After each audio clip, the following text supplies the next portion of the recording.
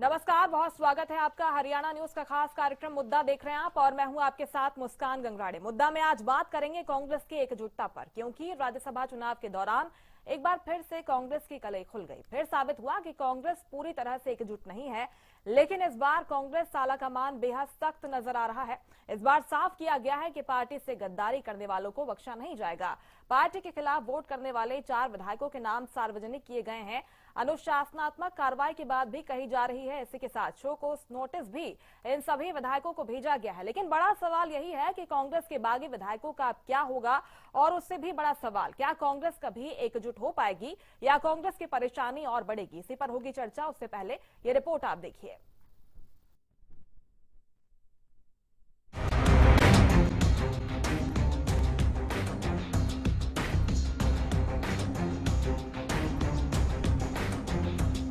हरियाणा में राज्यसभा चुनाव काफी दिलचस्पी भरा चुनाव रहा।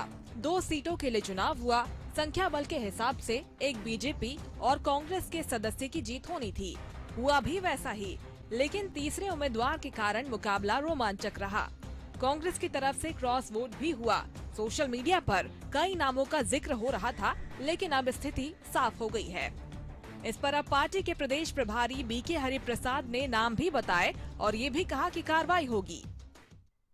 4 लोग क्रॉस वोटिंग किया है।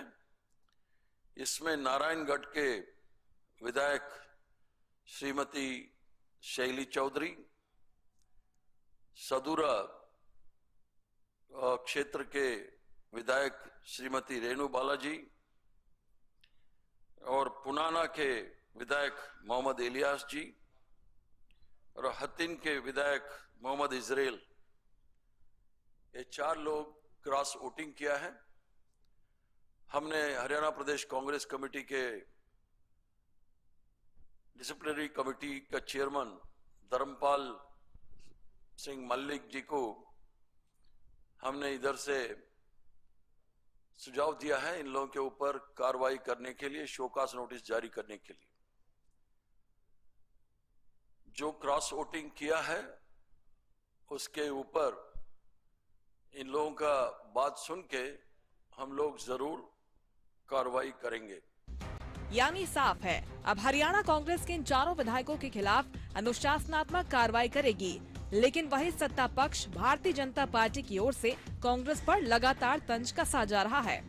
देखिए, मैं तो इसके बारे में नहीं जानता कांग्रेस के अंदर क्या खिचड़ी पक रही है, मैं नहीं इसके बारे में जानता। परंतु इतना जरूर पता है कि मैंने पहली बार इतिहास में देखा है कि प्रदेश का प्रभारी पोलिंग एजेंट बनकर के बैठ गया।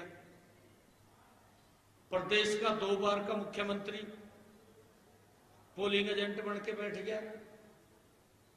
ना तो राहुल को अपने लोगों पर विश्वास है, ना राहुल ने जिसको भेजा है यहां पर प्रभारी बना करके उसके ऊपर किसी को विश्वास है। क्योंकि कांग्रेस अब कमजोर हो चुकी है, बहुत ज्यादा। कमजोरी का कारण गलत नीतियां हैं इनकी।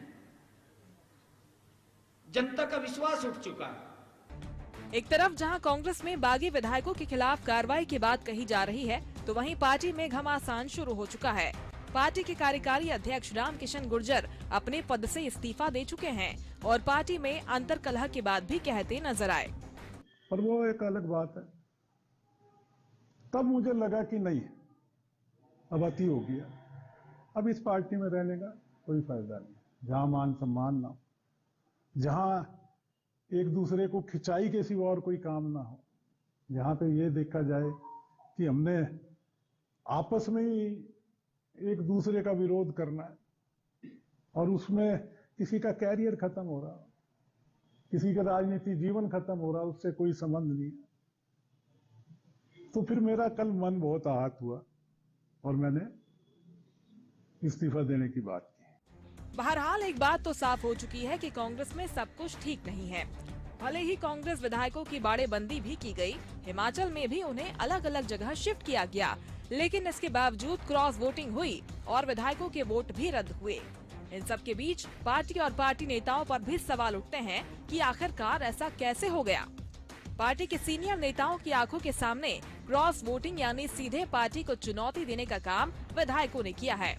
हालांकि अब एक्शन की बात कही जा रही है, देखना होगा विधायकों के खिलाफ क्या एक्शन होगा। Bureau report, Haryana news.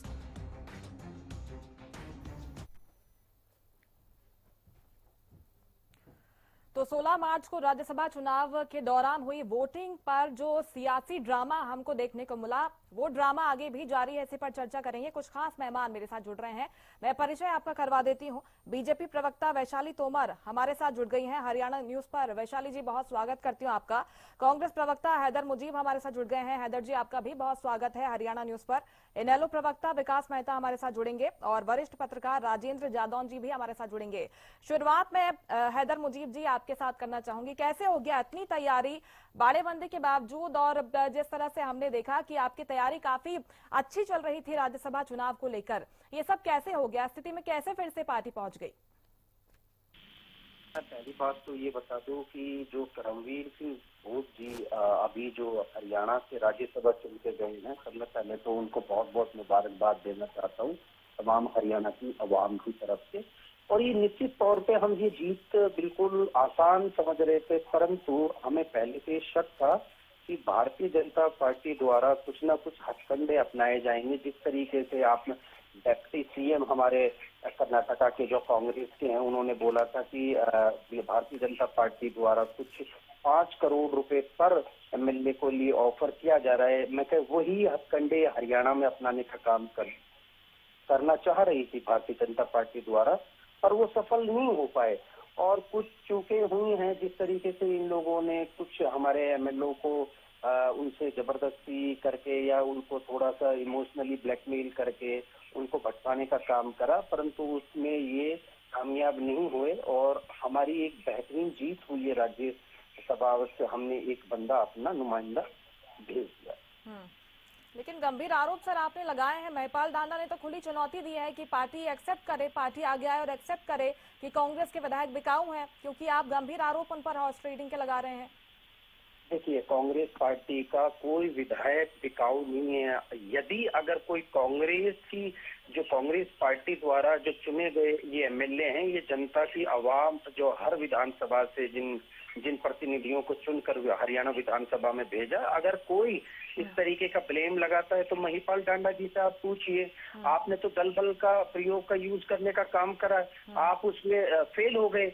आपका जो सतीश नांदल जी आपने राज्यसभा के लिए आप उसको चुना के भेजना चाह रहे थे भारतीय जनता पार्टी के उपाध्यक्ष होने के बाद। आपको क्या कारण लगता है सर? 4 नाम तो आपके प्रभारी नहीं जारी किए हैं, आपको क्या कारण लगता है अगर आप नकार रहे हैं कि इसी तरह से किसी तरह से बिकाऊ नहीं है आपके पार्टी के विधायक, तो इसके अलावा क्या कारण हो सकता है? क्यों क्रॉस वोटिंग की इन 4 लोगों ने? मैं बताता हूँ।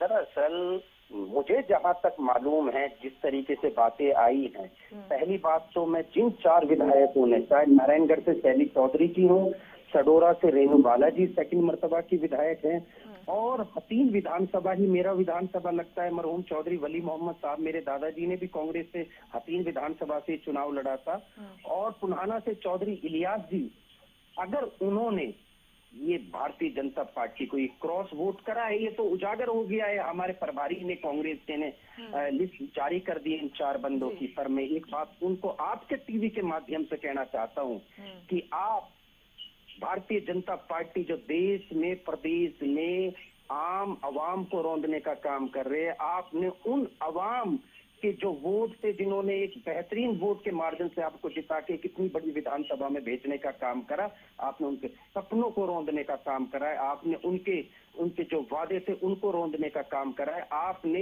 यानी कि उन वोटरों की इज्जत, अजमत और साथ में ही आपने वफादारी पे ताउम्र तक वो सवाल खड़ा कर दिया है। मैं कहना चाहता हूँ कि इनका खात्मा है, और ये मैं अपनी कांग्रेस पार्टी के लिए मैं बधाई देना चाहता हूं कि हमें ऐसे सांपों का पता पड़ गया जो आते हमारी थाली में पर वो दगाबाजी करते हैं। जिनको आप सांप कह रहे हैं सर, वो तो नाम सामने आने के बाद कह रहे हैं कि हम तो कांग्रेस पार्टी के साथ में हैं, जबरदस्ती हमारा नाम उछाला जा रहा है। चलिए, इसका जवाब मैं आगे आपसे लूंगी। बाकी मेहमानों को जोड़ लेती हूँ। वैशाली जी, नहीं, आपका क्या जबरदस्ती रिएक्शन है? देखिए। मैं सर लौटती हूँ आपके पास। हैदर जी प्लीज। ठीक है। वैशाली जी, गंभीर आरोप हैं, हॉर्स ट्रेडिंग के आरोप हैं, वोट चोरी के आरोप हैं।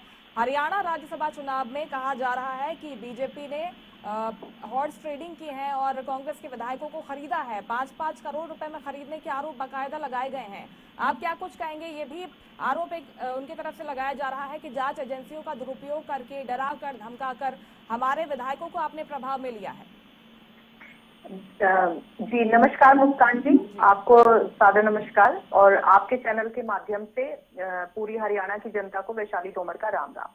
जी, ये कोई पहली बार थोड़ी ना हुआ है।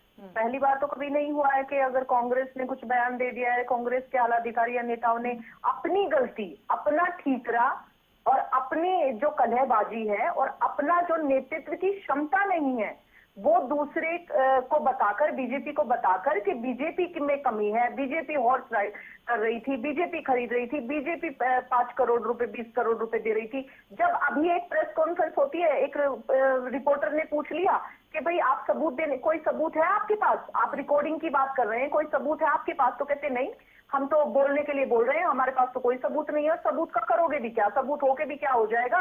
हम तो जीत ही गए। ये इनके जो ये बयान देते हैं, जो ये शब्द कहते हैं, एक्चुअली इनको ये नहीं पता है कि इतने सारे जनता के ऊपर, कई लाख लोगों के ऊपर एक विधायक बनता है और विधायक को क्या कहना चाहिए, उसकी शब्द शैली क्या होनी चाहिए, उसके जो वर्ड्स होते हैं उनका कितना महत्व होता है, इनको नहीं पता है। ये तो बस ऐसी जनता को बेवकूफ बना बना के जो ये चला आ रहा था पहले, नैरेटिव, फॉल्स नैरेटिव क्रिएट कर करके जो ये यहाँ तक पहुंचे हैं। और अब कुछ इनके 37 जो विधायक है उसमें से कुछ इन्होंने जो अभी आपने देखा कि क्रॉस वोटिंग की है, जो ये अपने ही नेतृत्व से खुश नहीं थे। अब इनको खुद ही अपनी इस तरह के बयान देकर ये अपनी कमियां जाहिर कर रहे हैं। आपने देखा कि इनकी जो विनेश फोगाट हैं, आपने उनका ट्वीट पढ़ा? उन्होंने ट्वीट पे साफ साफ लिखा, उन्होंने ट्वीट के माध्यम से साफ साफ कहा है कि झूठ बोलने की आवश्यकता नहीं है। उनका ट्वीट झूठ बोलने की आवश्यकता नहीं है और हर बार अपनी जो गलती है उस गलती को बार बार दूसरों को नहीं बताना चाहिए। उन्होंने लिखा, जिसका जमीर जिंदा हो उसकी कोई कीमत नहीं होती, रखवाली जानवरों की होती है, इंसानों की नहीं होती। तो उन्होंने अपने जो आला कमान है उनसे निवेदन भी किया है कि जिनकी जो गलती है उनको सजा जरूर मिले और सबको इसमें शामिल ना किया जाए। इनके कई विधायकों के बयान आ गए हैं कि किस तरह से, पहले आप इनके देखे प्रभारी जो होते हैं उनका कितना बड़ा दायित्व होता है, कितना बड़ा उनका ओरा होता है, कितनी बड़ी उनकी पोजीशन होती है। पहले वो 5, इनके हुड्डा जी हैं तो वो तो कह रहे हैं कि भाई 5 विधायकों ने क्रॉस वोटिंग किया और वो 4 कह रहे हैं। किसको बचा रहे हैं? यानी कि उनके शेफ ही किया। इनका तो हर एक वर्ड, हर एक बयान, हर एक एक्शन, हर एक काम, आप देखो किस तरह से इन्हें जनता की नजरों के सामने इनका जो कैरेक्टर है वो निकल के आ रहा है, इनकी जो असलियत है वो सबके सामने आ रही है कि किस तरह से ये एक फॉल्स नैरेटिव क्रिएट करते हैं। लेकिन अंदरूनी इनके अंदर कितनी कला है, कितनी ये आपस में ही अपने जो शीर्ष नेता थे उन्हें पसंद नहीं करते। अब हुड्डा जी जो है वो तो वैसे ही दलितों के विरोधी हैं, आप तो जानते ही हैं। शैलजा जी को देख ले कि उन्होंने किस तरह से उनके साथ वो किया और अब आपने देखा ही कि अपने उसको कैंडिडेट को हराने के लिए उन्होंने क्या क्या किया। तो सब कुछ समझ आ रहा है, सब कुछ पता है, लेकिन अब वो वाला काम है कि नाच न जाने आंगन टेढ़ा। ठीक है, आप कह रही है कि जो गुटबाजी वो आगे बढ़ी है। ठीक है हैदर जी, मैं आपका जवाब लूंगी।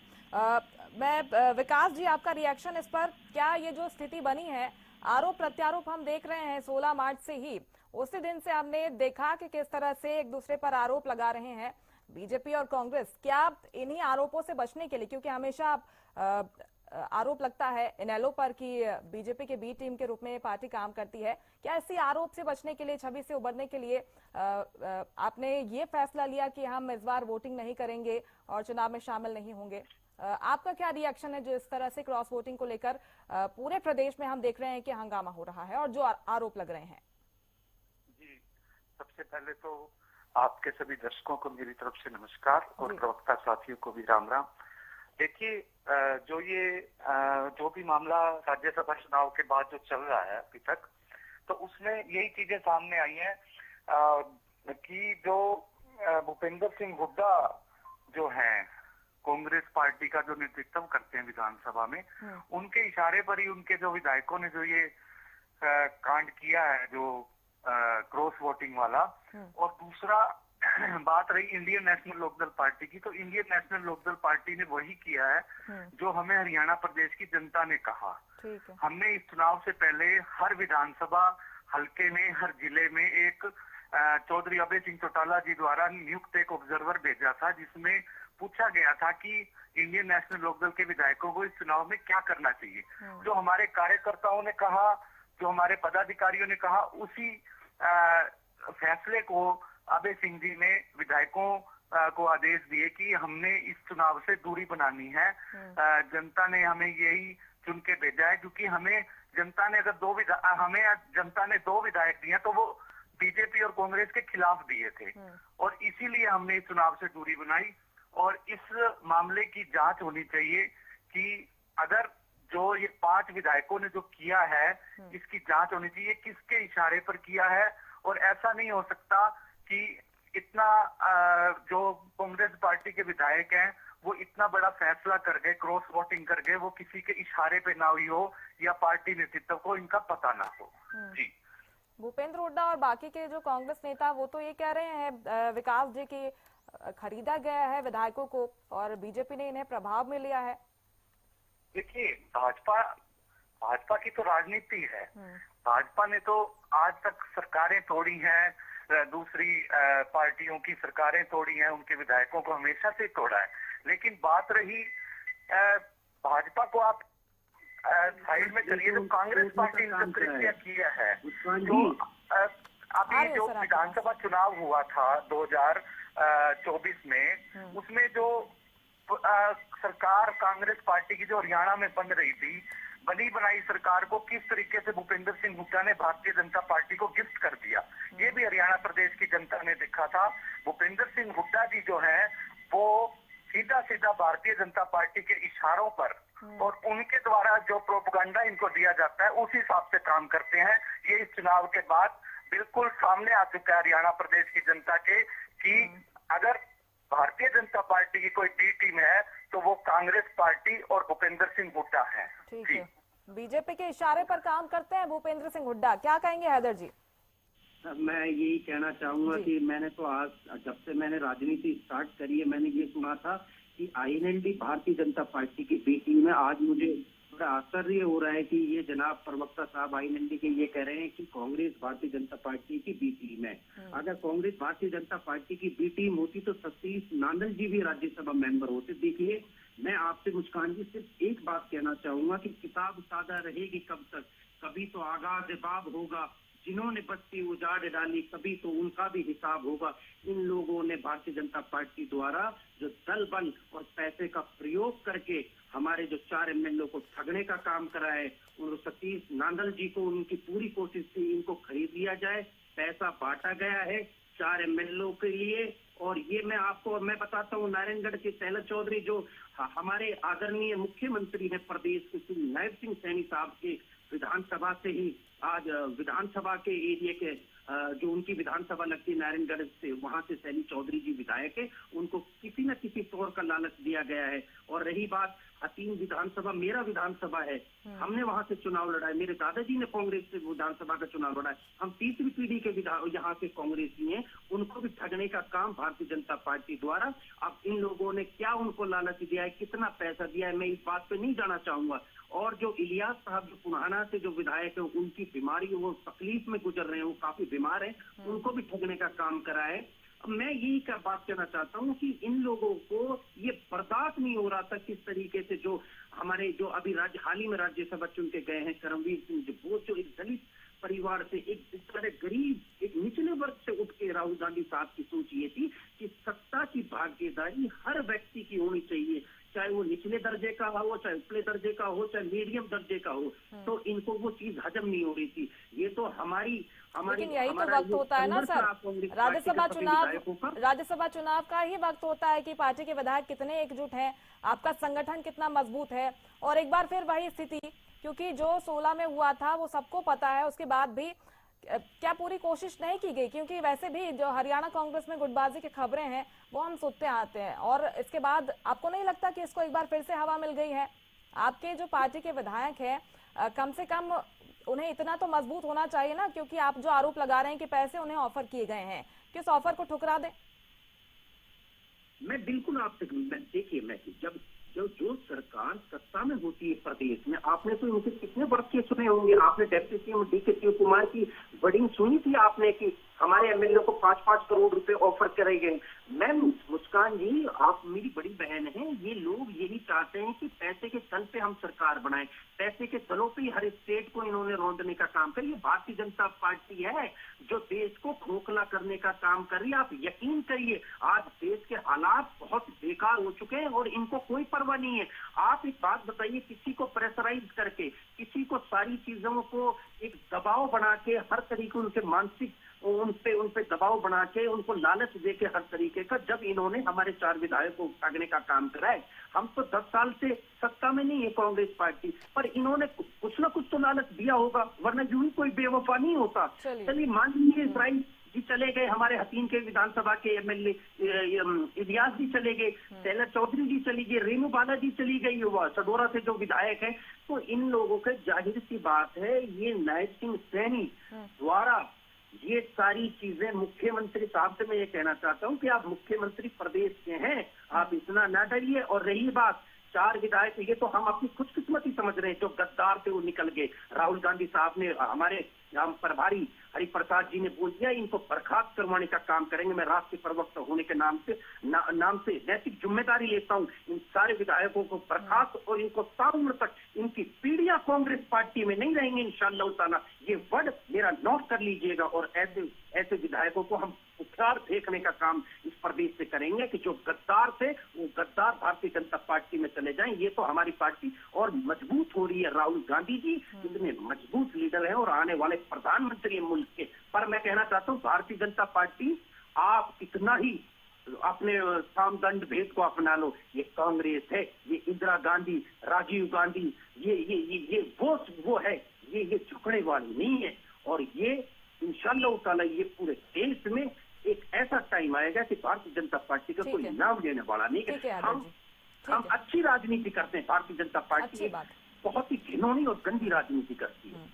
राजेंद्र जी, आप किस तरह से देखते हैं, क्योंकि कांग्रेस पार्टी जिस स्थिति में पहुंच गई है, एक हवा और मिल गई है गुटबाजी की खबरों को, और head you lose tells you lose वाली स्थिति बन गई है। क्योंकि अगर कठोर एक्शन भी लिया जाता है, हालांकि विधायकों के नाम जारी हो गए हैं, अगर कठोर एक्शन लिया जाता है तो इसके बाद भी कहीं ना कहीं ये आपको लगता है कि स्थिति बन सकती है कि एक विरोध के स्वर वहां पर उपजने लगे? क्योंकि 4 विधायकों के नाम जारी जिनके किए गए हैं, वो तो कह रहे हैं कि भाई हम तो कांग्रेस पार्टी के साथ में है, जबरदस्ती हमारा नाम उछाला जा रहा है। इस पूरी स्थिति को आप किस तरह से इसका आकलन करते हैं?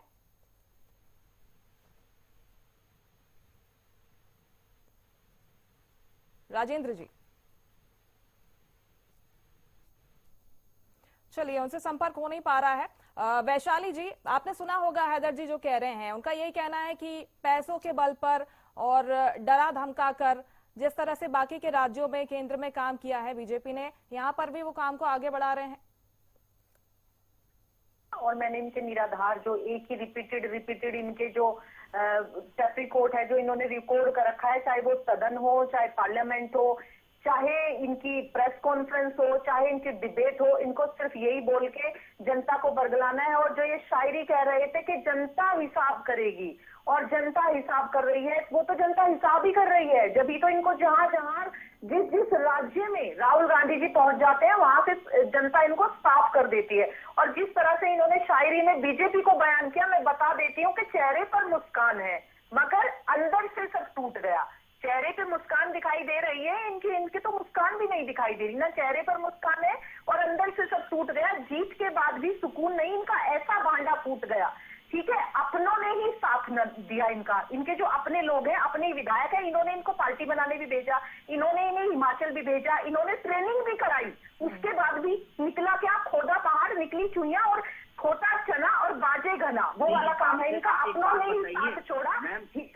एक राज्यसभा आपका चुन के गया है, एक राज्यसभा हमारा चुन के गया है, आपने क्यों नहीं जितवा लिया सतीश नांदल जी को? हम क्यों करेंगे? वो तो निर्दलीय है। आपके तो विधायकों ने देखो, मैं आपसे कहना चाहता हूँ कि आपकी पार्टी के उपाध्यक्ष कही, इन्होंने इतने सारे आरोप लगाए, हमने इनके बिल्कुल चुपचाप सुन लिए। अब जब हमारी बारी आई है बोलने की, ये भी सुन ले।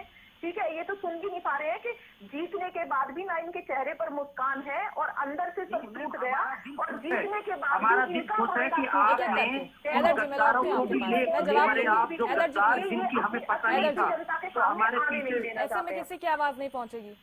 ठीक है वैशाली जी, जल्दी से कंप्लीट कीजिए प्लीज।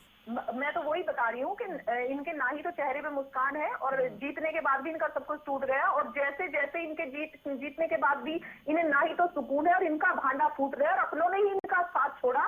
सियासत में हार स्पष्ट है, और बीजेपी को ये बार बार कहकर बीजेपी के बारे में फाल्स नैरेटिव क्रिएट करते हैं, लेकिन बीजेपी ने काम से भरोसा जीता है, और यही भाजपा की पहचान है।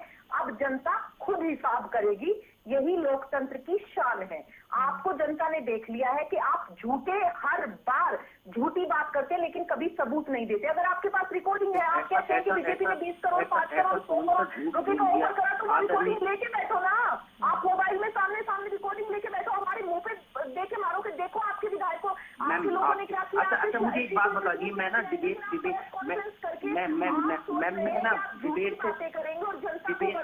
से चला जाऊंगा। आप मुझे ये बता दीजिए कि वही प्रधानमंत्री श्री नरेंद्र मोदी साहब, ऐसे प्रधानमंत्री हमने नहीं सुने जो कहते हैं कि गटर के बराबर में लगा के मैंने चाय बनाई है, वहां से वो गैस बन जाती है। इतने झूठे ऐसे टेक्नोलॉजी वाले प्रधानमंत्री मैंने नहीं देखे जितने जैसे आप प्रधानमंत्री हमारे।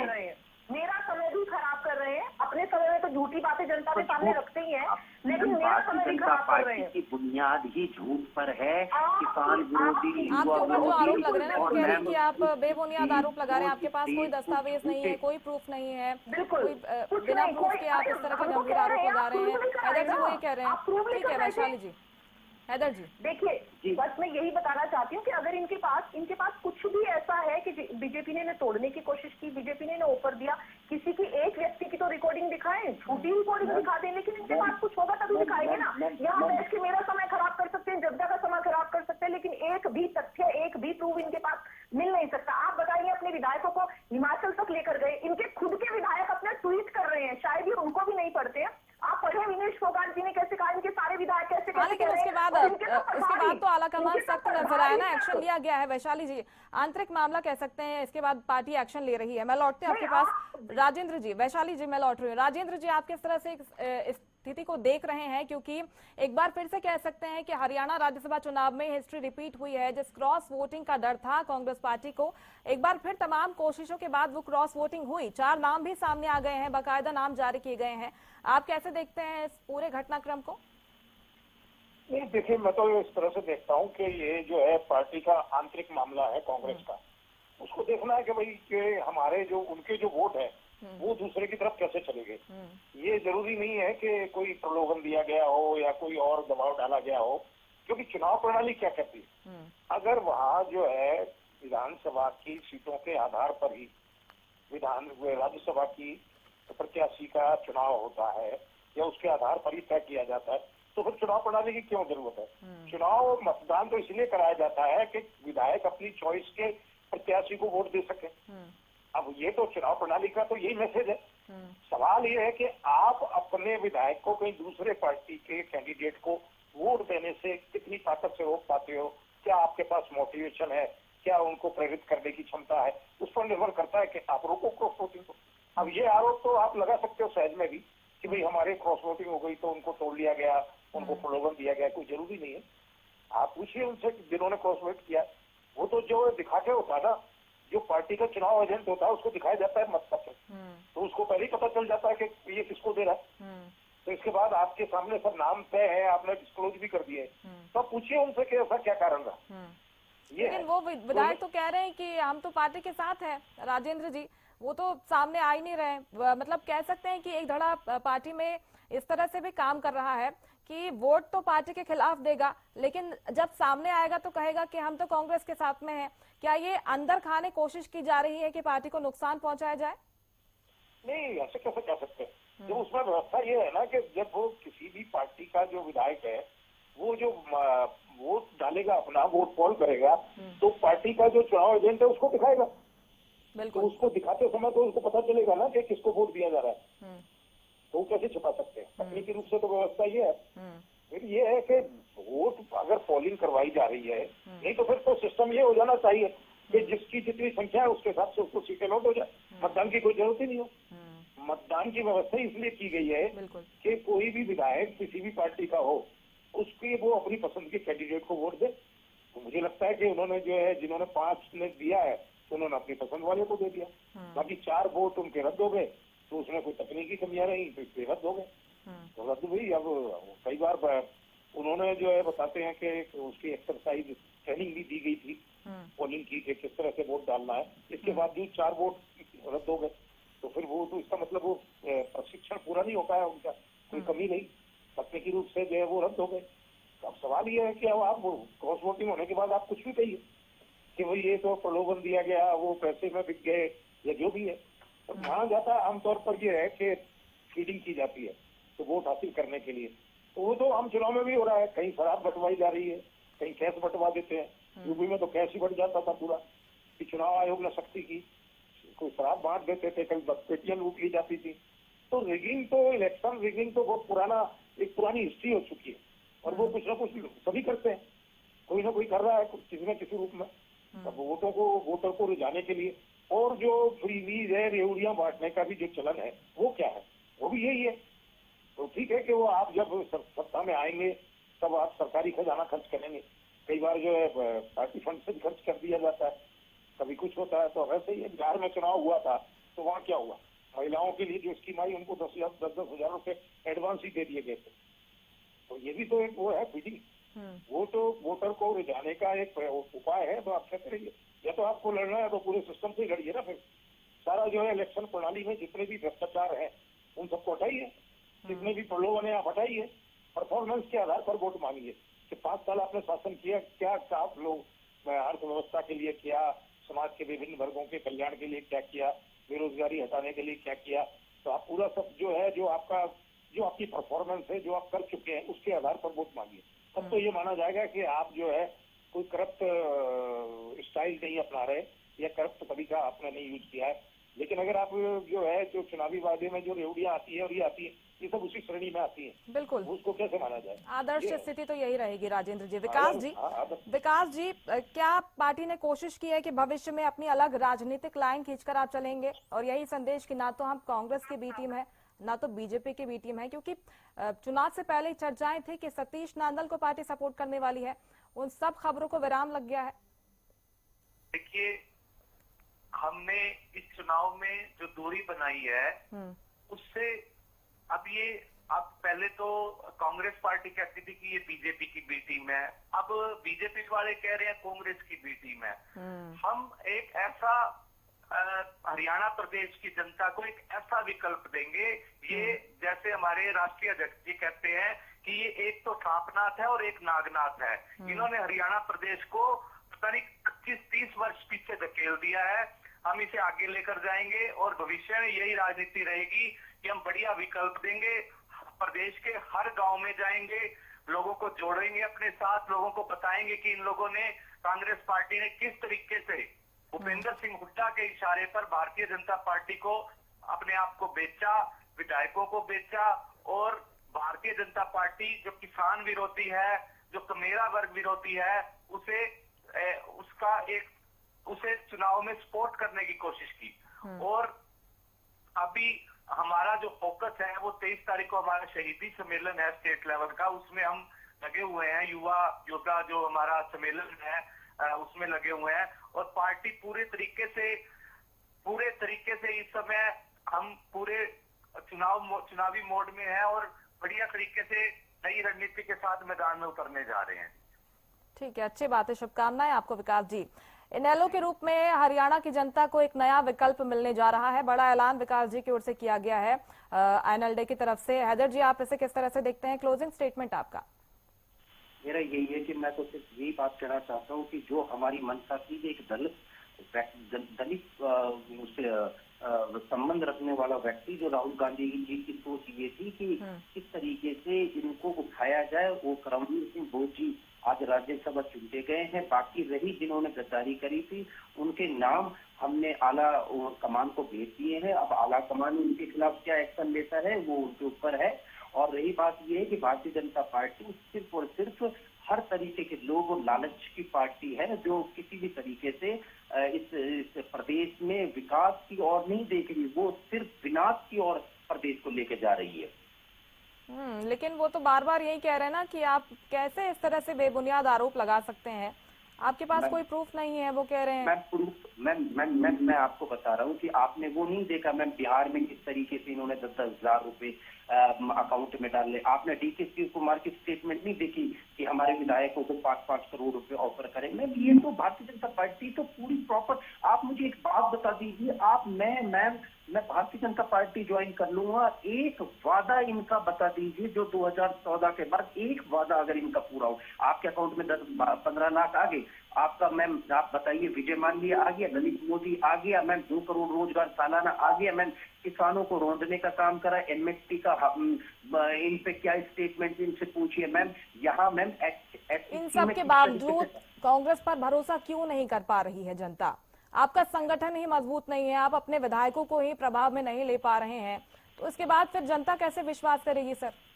मैं एक बात बताता हूँ मुस्कान जी, हर किसी का ना एक पूरा सा संघर्ष का पीरियड आता है।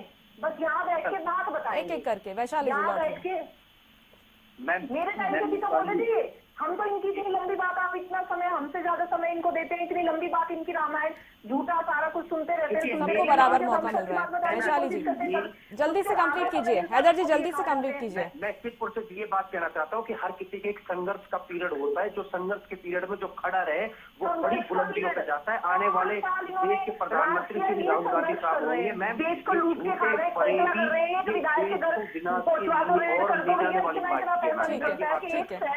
ठीक है वैशाली जी बोलिए। मैं ये पूछ रही हूँ, संघर्ष इन्होंने जब से देश आजाद हुआ है तब से यही तो राज कर रहे हैं। एक भी किसी विधायक के घर ईडी की पहुंचवा दीजिए, इतना पैसा निकलता है जो एक पूरा शहर बच जाए। ये संघर्ष कर रहे हैं, पूरे देश को लूट के खा गए। आप जितनी देखिए जब इनका समय होता है वैशाली जी ने देखा था, वैशाली जी ने देखा जब हमारा समय मोदी जी ने वादा करा था मैं काले धन की वेट कर रहा हूँ मैम, वो मेरे अकाउंट में 15 लाख रुपए कल सपने में आए थे मैम, विजय माल्या जी सपने में आए थे, ललित मोदी जी सपने में आए थे। ऐसे प्रधानमंत्री IIT के पास आउट चाय बनाते हैं, वो कहते हैं कि गली मैम जो ना नाले होते हैं वहां से गैस बन जाता है, गैस के सिलेंडर के दाम, किसानों को रोंदने का दाम, मैम झूठे वादों का दाम, अडानी अंबानी की सरकार ये हमें पाठ सिखा रहे हैं मैम। मुस्कान जी देश का बेड़ा गर्क किया भारतीय जनता पार्टी ने खत्म।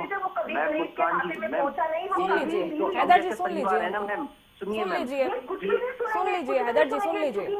ये चाहते ही नहीं कि जनता के सामने सारी चीजें जनता के सामने। कांग्रेस जो है सिर्फ कंफ्यूजन का, एलिगेशन का और इंटरनल जो इनका कॉन्फ्लिक्ट है उसकी पॉलिटिक्स कर रहे हैं, उसकी पॉलिटिक्स कर रहे हैं। ये तो मैम सपने में बना दिया था 2014 के बाद ही बने देश में। इन्होंने क्या दिया देश को, इन्होंने क्या दिया, इतना कर्ज कैसे इन्होंने देश पर किया, इन्होंने कौन सा रोजगार दिया, इन्होंने क्या क्या किया, मैम सावरकर को मानने वाले मान जाओ वैशाली जी ने आपसे इन्होंने ये 11 सालों में जो आज ये भारत जो अच्छा मदरलैंड इजराइल यहूदियों की मदरलैंड कब बन गई भारत देश? इनसे पूछिए यहूदियों की मदरलैंड कब बन गई? हमारा देश बता दीजिए। अमेरिका से डरने वाले, ट्रंप के इशारों पे चलने वाले, ये हमें बताएंगे। अरे थोड़ा ज्ञानवर्धन कीजिए, अपने राहुल गांधी जी से थोड़ी सी कंपनी थोड़ी अलग कीजिए, अपना अच्छा एक बात बताइए, अच्छा सुनो मैम, ईरान जैसा जो मुल्क था, ईरान जैसे मुल्क से दोस्ती की, उनसे दुश्मनी कर ली इन लोगों ने। मदरलैंड, फादरलैंड और मदरलैंड मुझे बता दीजिए आप। धीरे आप एक एक करके जा ही रहे हैं। वो समय चला गया जब इंटरनेट का जमाना नहीं था, जब सबके हाथों में मोबाइल नहीं थे, रियलिटी जो होती थी वो जनता तक नहीं पहुंचती थी। आप झूठे वादे लेकर आते थे और किस तरह से आपने लूटा है देश को। अब लेकिन क्या है, एक एक चीज क्लियर है, देश में क्या ग्रोथ हो रही है, देश की इकोनॉमी कहाँ से कहाँ पहुंच गई है और आज इस तरह का रुपया पतला होता जा रहा है, वो स्टेटमेंट आपने सुनी।